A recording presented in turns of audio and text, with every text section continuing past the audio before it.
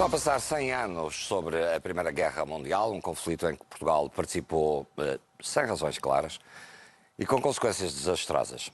Maria José Oliveira acaba de publicar um livro que evoca exatamente esse período negro da Primeira República que o país tem esquecido, exatamente para reavivar a memória dos militares que desapareceram, morreram, foram abandonados, tanto em França como depois nos campos onde foram internados pelos opositores. Prisioneiros Portugueses da Primeira Guerra Mundial é o livro publicado por Maria José Oliveira. Muito obrigado por ter vindo até nós. Há um motivo familiar que a leva... Estou a tentar mostrar o livro para a câmara, mas vou desistir. Há um motivo que a leva, sobretudo, a interessar-se por este fenómeno, tem a ver com a própria experiência pessoal. O seu avô paterno, julgo, José... António Lourenço. Peço desculpa. Não faz mal. António Lourenço participou nesta guerra. É esse o principal motivo que a leva a fazer uma tese de doutoramento e depois a publicar isto em livro? Essa foi tese de mestrado. Mestrado. De qualquer forma, sim, essa investigação começou por uma curiosidade pessoal que tinha a ver com a história do meu avô, António Lourenço, avô paterno. Ele desapareceu na Batalha de Lali, 9 de abril de 1918, vai agora fazer 99 anos, e foi dado como desaparecido. Passado uns... A família fez o luto. A família fez o luto, fizeram um funeral, exatamente, e em janeiro de 19 o avô bateu à porta. Ele regressou e bateu à porta, é verdade. Isso aconteceu não foi um caso único, aconteceu com muitos presos, antigos prisioneiros portugueses, também franceses, também ingleses, também há relatos desses. Foi essa o início. O seu avô voltava a falar destes assuntos, recorda-se de memórias que o seu avô lhe tenha contado desta guerra em que participou? Eu não tenho... O meu avô morreu, eu tinha 9 anos. Não tenho esse tipo de memórias. Essas memórias foram passadas para o meu pai. Ao seu pai. E o meu pai, as poucas histórias que ele contou e que ele foi contando, depois passou para mim. E foi um pouco por isso que eu tive curiosidade de saber mais tentar perceber melhor o percurso dele depois da Batalha de Lali e depois de ter sido dado como desaparecido. Portugal teve, nesta altura, cerca de 100 mil homens na guerra. Duas frentes. Nas duas frentes. Convém lembrar que há uma frente africana inicial e depois há oficiosa. Portugal nunca declarou guerra. Exatamente. Declararam-nos guerra mais tarde a Alemanha. E depois uma participação na Europa, na Flandres, em França. Chegou disto tudo a concluir as razões que levaram Portugal a participar nesta guerra. Há várias teses e a Maria José aborda-as no livro. Sim, há várias teses. Há a tese nacionalista, que tem a ver com o facto de ser um regime instaurado há muito pouco tempo, não é? E querer uma legitimação internacional da própria República. Há uma tese que tem a ver com um eventual receio de uma anexação por parte de Espanha. Inicialmente, a ida para a África tinha a ver, obviamente, com com as questões das colónias, não é? De tentar segurar... Essa participação em África é em Angola e em Moçambique. E em Moçambique, exatamente, sim. Isso começa logo em 14, praticamente logo um mês depois da guerra começar, Portugal mandou tropas para Angola e para Moçambique. Mas aí era para segurar as colónias, não é? Angola e Moçambique. Ameaçadas pela Alemanha já. Pela Alemanha já, exatamente. Estava no sudoeste. Exatamente. Africano. Depois a frente europeia já é outra coisa, não é? Portanto, a entrada dá-se depois da Alemanha declarar a guerra a Portugal, em março de 1916. Depois de Portugal ter apresado 2 navios no texto. Os barcos alemães, exatamente, a pedido da Inglaterra. Eu acho que a Inglaterra não queria que Portugal entrasse... Aliás, isso há provas disso. A Inglaterra não queria que Portugal entrasse na guerra, sempre foi muito reticente, sobretudo por causa da questão da preparação militar. Mas isso depois veio a acontecer, não é? E foi o desastre que se viu. Das teses todas que abordou, esqueceu-se de uma que era o interesse no espólio de guerra ou nas compensações que a guerra traria a quem participasse dela e que não trouxe. Exatamente. Há quem admita que foi essa a razão que levou Norton de Matos, Afonso Costa a embrenhar-se nesta guerra em que Portugal não tomou conhecimento, apenas os mancebos que foram encaminhados para a guerra deram conta disso e as suas famílias. E morreram. E muitos morreram, milhares morreram, não é? E desapareceram. Foram abandonados, é o termo Exatamente. que podemos usar. Este livro pretende resgatar essa memória desses homens. Sobretudo dos A Maria José prisioneiros. elenca o nome de todos, julgo eu, ou de quase Daqueles todos, que eu consegui conseguiu identificar apurar. como aqueles que morreram nos campos de prisioneiros. Porque eu acho que o número é muito maior do que o que está aí, tanto o número de presos como o número de mortos nos campos. E isso foi através do cruzamento de vários fundos documentais. O que eu fiz foi dar um nome a estas pessoas, que eram apenas um número até agora, não é? Eram apenas um número.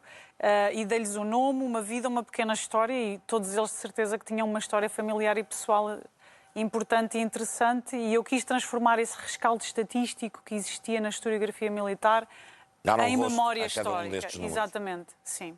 Foi essa a minha O que é que mais a intenção. impressionou ao escavar toda esta história trágica?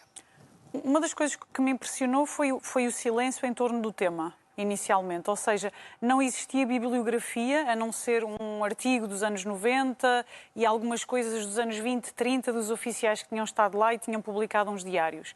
De resto, era uma história praticamente esquecida, porque foi um episódio humilhante para a República e também era um assunto que o Estado Novo não queria falar, sobretudo por causa das dívidas de guerra. Não é? Apesar da homenagem que se fazia todos os anos na Avenida da Liberdade e que ainda se faz, ainda se faz, exatamente. Mas é um tema muito pouco ainda abordado. Eu acho que há muito mais coisas para estudar sobre a guerra e, precisamente, a história dos prisioneiros ainda há muito mais para estudar sobre este tema. Eu não o esgotei. Pelo contrário, a minha ideia foi contribuir para começar um estudo que eu espero que seja desenvolvido também por outras pessoas, outros académicos e investigadores e até curiosos, porque os espólios estão aí. Basta ir aos arquivos, os arquivos são acessíveis a todas as pessoas e, portanto, as pessoas podem encontrar esse material, nomeadamente as cartas as cartas censuradas, exatamente, que eu abri pela primeira vez ao fim de 100 anos. Cartas de alguns dos presos soldados para as famílias e de uma mãe, pelo menos, que eu vi angustiada, dizendo, não sei se vale a pena responder, provavelmente não responder. Sim, há mais do que uma carta de mães e de pais para filhos, e quer dizer, a censura militar tinha critérios estranhos, porque às vezes bastava a menção ao desejo de paz, bastava uma queixa de um prisioneiro a dizer que tinha fome, era o suficiente para confiscar a carta. Essas cartas ficaram até hoje, ainda lá estão, no arquivo militar, e portanto, para mim foi uma grande surpresa quando os encontrei. Devolvê-los às famílias. Nunca houve esse esforço. Penso que nunca foi feito. Esse material está confiscado, digamos. Exatamente, a censura, que quer dizer, quando acabou a guerra é o caos que existe sempre que acaba uma guerra, não é? Os pós-guerras são sempre, os regimes, há sempre situações de caos. E o que aconteceu aí foi nem o CEP devolveu as cartas aos remetentes, nem nunca entregou aos seus destinatários já no pós-guerra. Portanto, elas ficaram, e houve muita documentação que entretanto se perdeu vinda de França. Portanto, elas ficaram ali. Tem ideia do número de cartas, comunicações? Olha, todas que eu encontrei, publiquei-as. Todas que eu encontrei, publiquei-as. Não tenho ideia do número que está aí, mas todas que eu encontrei, talvez umas 30 à volta disso. Haverá mais, eventualmente, noutros arquivos.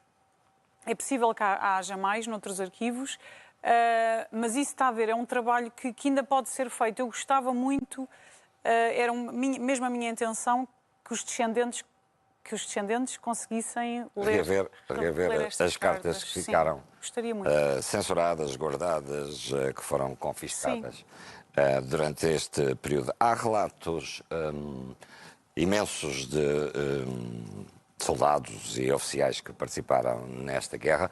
Desde logo um que me impressionou é a falta de equipamento, desde logo na própria indumentária, que não era de toda adequada para a Flandres, para esta para o clima e região, para a guerra de trincheiras, e para o tipo de guerra que se fazia, que levava a que quer o inimigo, quer alguns dos aliados fizessem chacota com os nossos soldados. Por causa dos pelicos, dos gorros, há um relato aí das samarras, etc. O equipamento não era o mais adequado nem para o verão, nem para o inverno, portanto era extremamente pesado, havia problemas com as máscaras de gás.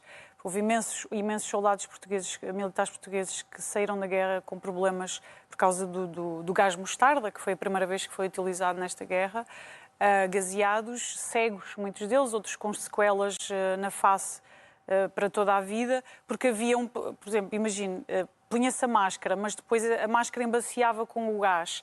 Mas depois tinham que tentar tirar, naquele pânico, tinham que tentar arranjar a besnaga que estava algures numa sacola, tirar a pomada e depois limpar os óculos. Portanto, tudo isto, imagine, no meio de uma guerra de trincheiras e no meio do caos, quando estão a ser metralhados, quando está a cair debaixo da artilharia, etc., quer dizer, era absurdo, não é? Portanto, houve imensos gaseados da Primeira Guerra Mundial. Sim. Os que não morreram destes homens que estiveram na Flandres foram internados em campos de trabalhos forçados, na maior parte dos casos, pelo Império Alemão, não é? Pelos vencedores ocasionais, no momento, a Alemanha. Mais tarde acabam por ser libertados, mas são abandonados no ato da libertação outra vez. Sim, o repatriamento, o processo de repatriamento português foi muito caótico, mas não foi também caso único. O repatriamento inglês e o francês, houve problemas com a Alemanha por cumprimento das cláusulas do armistício e foi tudo muito caótico. O que aconteceu, em alguns casos, foi o caso do meu avô, mas não só, foi que, portanto, naquele período em que o Império Alemão está a desmoronar-se, ou já está em ruínas, não é? Muitos saem por moto próprio dos próprios campos. Conseguem fugir. Dos campos. Portanto, não é uma fuga, praticamente nem é uma fuga. Quer dizer, já não há guardas, já não há ninguém ali e eles saem tentando chegar a bases do CEP, não é? Alguns conseguiram, outros não. Portanto, há várias formas, houve várias formas de regressar a Portugal. Portanto, o meu avô regressou em finais de janeiro de 19, embarcando nos Gilianes, no Porto de Cherburgo. Mas outros regressaram de outras formas. Mas foi muito caótico o repatriamento. Mas a questão que estava a colocar relativamente ao abandono, isso é falado aí numa carta do Afonso do Paço, que é também um militar, um oficial, em que ele conta que a tristeza que sentiu quando chegou a Portugal, a Lisboa, não é? E eram recebidos por umas damas da Cruz Vermelha que davam uma caneca de café e umas bolachas. E depois eles marcham até ao Quartel da Graça. Para ter indiferença geral. Indiferença total dos alfacinhas. A população também não estava informada desta guerra. Não estava. A censura impôs os seus ditames. Exatamente. E os jornais, quando relatavam os sucessos. Exatamente. A visita de Afonso Costa, Tem toda aliás. A razão, exatamente. A França é relatada como um momento de exaltação patriótica. E do próprio Bernardino Machado, exatamente. Era bem diferente. Exatamente. Tem toda a razão. A razão é sua, Maria José Oliveira, que pesquisou, eu apenas constatei o que está no livro. Agradeço-lhe por ter vindo aqui esta tarde, interrompendo uma lua de mel, sei que acabou de se casar também. Parabéns, felicidades. Muito obrigada. Fica a memória do seu avô resgatada com este livro e todos os outros prisioneiros portugueses da Primeira Guerra Mundial, uma questão que Portugal continua a fazer questão de esquecer.